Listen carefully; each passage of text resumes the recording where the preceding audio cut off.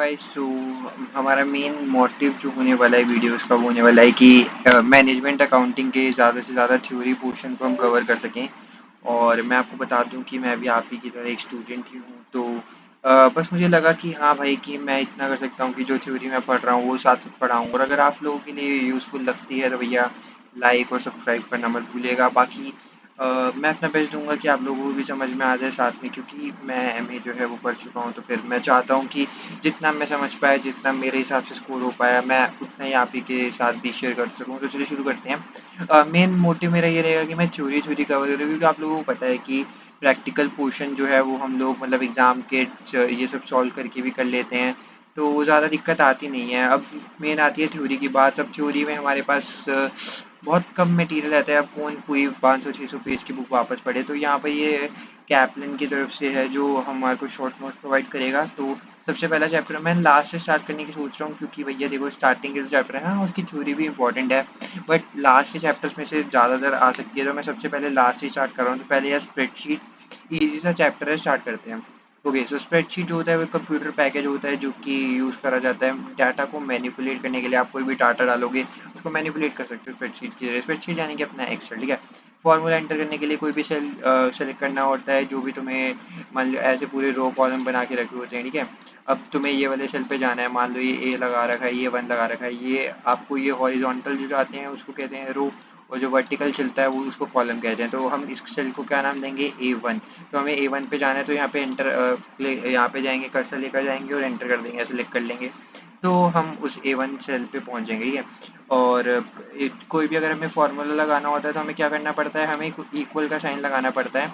कोई भी कॉलम कोई भी रो किसी भी सेल में जाओगे, आपको फार्मूला लगाने की सम करना है हमें, तो यहाँ पे जाओगे इक्वल टू, फिर फार्मूला लगाओगे और फिर तुम्हारा जो है वो आंसर आ सकता है। ओके, सो एक्सेल तो मेरे ख्याल से आप लोगों ने सबने चला ही रखा होगा, तो एक्सेल में कोई दिक्कत आनी चाहिए। बाकी की in the formula directory from the keyboard mouse use करना है, एंटर की से आप ये सब कर सकते हो। ये सब बहुत ईजी सा है। When you have entered a formula, the resulting value appears in that cell, the formula is only visible in the. Okay, so मान लो ऐसा एक्सेल का पूरा ओके वेट, अरे यहाँ कर सकते हैं, ठीक है। तो मान लो कि ये आप लोगों का पूरा एक्सेल बना रखा है, और ये आपकी रो हो गई, ये एक और ये बी, ठीक है।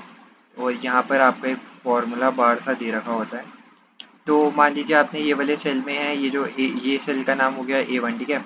आप लोगों ने A1 के अंदर यहाँ पर फार्मूला एंटर करना है इक्वल टू, और आप लोगों को जो भी मान लीजिए आपको 5 into 3 करना है, आप जो भी आपने फार्मूला डालेगा कोई भी को आप एग्जाम्पल के जैसे तरीके से ले सकते हो, ठीक है। उसके बाद आपको यहाँ पे जो फार्मूला डालोगे ना उसकी वैल्यू, मान लो आपने करा 5 into 3 क्या होता है, ठीक है।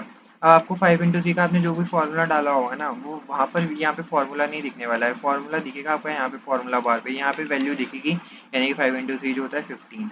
ओके, सो ये यहाँ पे कहना चाह रहा था स्प्रेडशीट का यूज़ कर सकते हैं मतलब data of company is likely to be held on number of spreadsheet. ज़्यादातर जो डाटा होता है कंपनी का वो स्प्रेडशीट में करा जाता है, और कन्वीनियंट भी होता है क्योंकि भैया सब कुछ आप सॉर्ट कर सकते हो। उसके अंदर चार्ट का ऑप्शन है, रिकॉर्ड का ऑप्शन है, टेबल का, सब कुछ है। और बजट इन अब देखो ये चीज़ें ना एमसीक्यूज में पूछी जा सकती हैं कि आपका स्प्रेडशीट्स कहाँ का यूज़ होता है। तो बजटिंग एंड फोरकास्टिंग आप लोगों ने पढ़ रखा होगा। और मैं आपको कहना चाहूँगा कि थ्योरी की वीडियोस से भी देखिएगा भी, मतलब एक बार ना आप सारे चैप्टर पढ़ चुके हो, क्योंकि आपको एक बार ये मेन तो पूरा आइडिया होना चाहिए ना कि क्या क्या है सब चैप्टर में, उसी के बाद आप लोग कर सकते हैं, ठीक है। तो स्प्रेडशीट्स का जो है बजटिंग एंड फोरकास्टिंग में यूज़ होता है। व्हाट इफ एनालिसिस, और व्हाट इफ एनालिसिस यानी कि व्हाट इफ के बहुत सारे फॉर्मूलेज भी होते हैं एक्सेल में। आप लोग अगर एक्सेल कभी किया होगा तो आप लोगों को पता होगा जरूर। परफॉर्मेंस को रिपोर्ट करने में आप लोगों को ना मेन ये सब हेडिंग देखो, वेरिएंस एनालिसिस, वेरिएंस आप लोगों ने चैप्टर पढ़ा होगा, स्टैंडर्ड कॉस्टिंग, ये सब चीज़ें वेरिएंस एनालिसिस में स्प्रेडशीट काम आता है, और ये परफॉर्मेंस को रिपोर्ट करने में आता है। और व्हाट इफ एनालिसिस और बजटिंग एंड फोरकास्टिंग ऑप्शन दे सकता है, 4 ऑप्शन देंगे कि किस किस में काम आता है। आप लोगों को सही ऑप्शन चुनना होगा। बजटिंग एंड फोरकास्टिंग में कैसा लगता है, बजट को प्रिपेयर करता है, फोरकास्ट करता है, और as they allow estimates to be change without having the recalculate. मतलब बार बार आपको देखो, आप लोगों ने एक सेल में चीज़ एंटर करी, अब मान लो कि बाद में इसको आप चेंज करना है, तो आपको पूरा फॉर्मूला या वो सब चेंज नहीं करना। वो आपको जो भी चेंज करना होगा वहाँ पे आप डिजिट लिखेंगे और बाकी सारी चीज़ें अपने आप चेंज हो जाएंगी। और ये सब बजटिंग और फोरकास्टिंग की बात होगी। But if analysis the power of spreadsheet is that the data held in any one cell can be made dependent on that held in other cells. अब आप लोगों की सोच लीजिए ये होगा तो आपके साथ क्या हो सकता है, तो आप इस सेल के जरिए आप दूसरे सेल को भी कंट्रोल कर सकते हो, ये कहना चाह रहे हैं आप, ठीक है। और ये थोड़ा सा, अरे भाई ये ड्राइंग करते करते कुछ ज़्यादा ही हो जाता है, ठीक है। और व्हाट इफ एनालिसिस, ये सब चीज़ें हो जाती हैं इजी और क्विकली कैरिड आउट किया जा सकता है। जैसे कि क्या हो सकता है कि अगर हमारी सेल जो है वो 10% लोअर में एक्सपेक्टेड थी, यानी कि बजटेड सेल्स हमारी मान लो 1 लाख के रुपए की है और एक्चुअल सेल जो हमारी है 10% कम आ रही है, यानी कि 90,000 रुपये आ रही है, तो फिर आप लोग क्या करोगे, ठीक है। तो ये सब चीज़ें रहती हैं भाई, ये सब आसान सी चीज़ें हैं, मैं तो सही बताऊँ स्प्रेडशीट बहुत ईजी चैप्टर है, और अगर ये इसके क्वेश्चन आते हैं आपके पेपर में तो आपको मतलब अच्छी किस्मत है आपकी, ठीक है। Performance reporting, performance appraisal usually involve, performance appraisal आप लोगों ने एक चैप्टर भी पढ़ा होगा मेरे ख्याल से F1 BT में, परफॉर्मेंस अप्रेजल पूरा चैप्टर भी है। और ये अपने एमए में भी थोड़ा बहुत क्वेश्चन आते हैं रेशियोज को कैलकुलेट करने में, possibly involving comparative between companies and from 1 year to the next year. अपनी कंपनीज के अकॉर्डिंग अपने आप कंपनी का इंटरनल भी चेक कर सकते हो, बाकी की चेक भी कर सकते हो।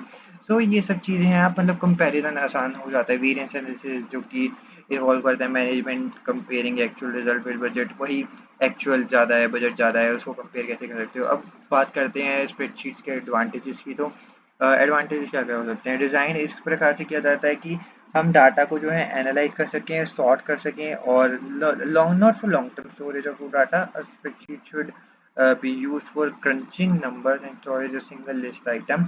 एडवांटेज ऑफ स्प्रेडशीट, ज़्यादा लॉन्ग टाइम के लिए भी यूज़ नहीं करना चाहिए, सॉर्ट करने के लिए आसान रहता है, एनालाइज करने के लिए आसान रहता है, और spreadsheet programs are relatively easy tools. भाई देखो स्प्रेडशीट एक्सेल ये सब इतने टाइम से चल रहा है, स्प्रेडशीट सुन के आपके दिमाग में एक्सेल आएगा, और एक्सेल आजकल जो यूथ होता है उसको बहुत अच्छे तरीके से आता है, तो ये बहुत इजी टू यूज भी हो चुका है, क्योंकि हर एक इंसान को एक्सेल आने लग गया, ठीक है। Little training is required to get started with using spreadsheet. देखो मैं एक वीडियो बना देता हूँ ना, मान लो मैं एक 20 मिनट की वीडियो बनाता हूँ, आपको उसमें इतना ही सब कुछ पता चल जाएगा कि मतलब क्या क्या एक्सेल होता है, इसमें क्या फंक्शंस होते हैं, क्या सेल होते हैं, कौन से फॉर्मूले डालने होते हैं, मतलब बेसिक एक्सेल आपको 2 मिनट में ना, ट्रेनिंग बहुत कम चाहिए होती है, तो उसकी ट्रेनिंग कॉस्ट भी कम लगती है। मोस्ट डाटा मैनेजर से फैमिली है, भाई सब लोगों को पता ही है भाई एक्सेल के बारे में, स्प्रेडशीट के बारे में।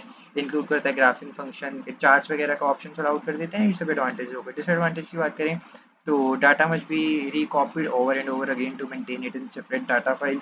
मान लो कि आपकी एक्सेल की ना अलग अलग शीट हो रही है, ठीक है। मान लो ये होती है हमारी शीट 1 और ये आपकी शीट 2, ठीक है। अब आपको ये है आपका 2023 का ईयर और ये आपका है 2024 का एरिया।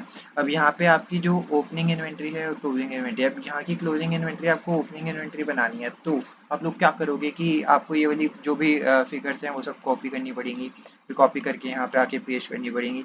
तो बहुत ज़्यादा मतलब कॉपिंग वॉपिंग के चक्कर में ना यहाँ पे थोड़ा टाइम ज़्यादा हो जाता है, फिर बार बार वही रिकॉपिंग वगैरह करते हो, तो ये सब चीज़ें की दिक्कत आ जाती है।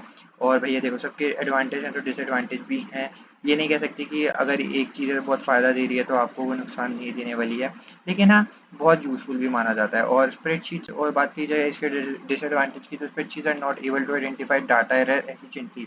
देखो भाई कंप्यूटर जो भी है ना, आप लोग जो भी अपना इनपुट डालोगे वो उसका आउटपुट देगा, अब उसको ये नहीं पता है कि ये तुम सही इनपुट दे रहे हो या नहीं दे रहे हो, तो ये तो मतलब पूरी आप कंप्यूटर का ही मान सकते हो कि वो एफिशिएंट नहीं हो सकता है जितना तुम मानने होगे। अब तुम्हें उसे क्या ही रहे हो भाई 5 into 3 कर दे भाई, लेकिन करना एक्चुअली में 5 into 5 है, तो उसे कैसे पता चलेगा, ठीक है। Lack detail sorting and querying abilities, थोड़ी बहुत sorting और क्वेरिंग एबिलिटीज के अंदर भी लैक करता है स्प्रेडशीट। और there can be sharing violations among users wishing to view or change data at the same time। अब मान लो एक ही डाटा को सेम टाइम पे अलग अलग यूजर्स को देखना पड़ रहा है, तो इसमें भी कभी कभार दिक्कत आ जाती है, क्योंकि शेयरिंग का, अब मान लो कि आप कोई फाइल शेयर करना चाह रहे हो तो उसने बंदे ने प्रोटेक्टेड कर दिया, आप लोगों ने बहुत देखी होंगी फाइल्स जो प्रोटेक्टेड रहती हैं और वो आप उसको एडिट नहीं कर सकते, उसको खोल नहीं सकते बिना पासवर्ड के, तो ये डिसएडवांटेज बन जाता है। Spreadsheet are restricted to a finite number of record and can require large amount of hard drive space for data storage.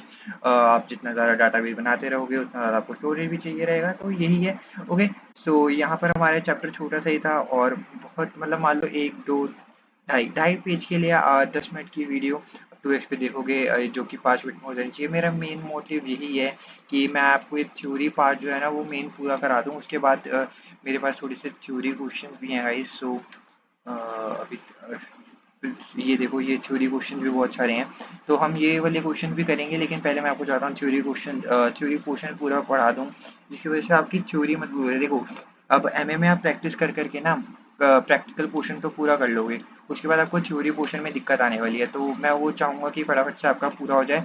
और हाँ, इसमें मैं थोड़ा टाइम ज़्यादा ले लिया, मैं चाहता था कि देखो, बहुत ज़्यादा लोगों को पता होता है एक्सेल के बारे में, अब जिसको नहीं पता ना उसको लिए थोड़ा पूरा एक्सप्लेन करना पड़ता है, और मैंने अपनी पूरी कोशिश करी है कि आप लोगों को पूरा समझ में आ जाए। बाकी आप लोग अपनी फीडबैक देना मत भूलना, पहली वीडियो थी, इसी प्रकार मैं मतलब लास्ट से चैप्टर शुरू करना हूँ स्प्रेडशीट के बाद। सॉरी।